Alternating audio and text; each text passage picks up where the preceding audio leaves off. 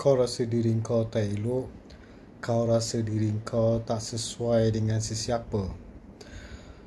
Kalau kau fikir macam tu, memang betul lah jawapan kau. Ni, mindset kau ni, kau kena ubah dulu. Dan jangan sekali kau cakap benda-benda yang tak elok dekat diri kau tu. Itu kau mengsabotagekan diri, kau merosakkan diri kau sebelum orang lain merosakkan diri kau. Benda yang kau kena buat sekarang ni, kau cakap benda yang elok sahaja, cakap benda yang positif sahaja atas diri kau.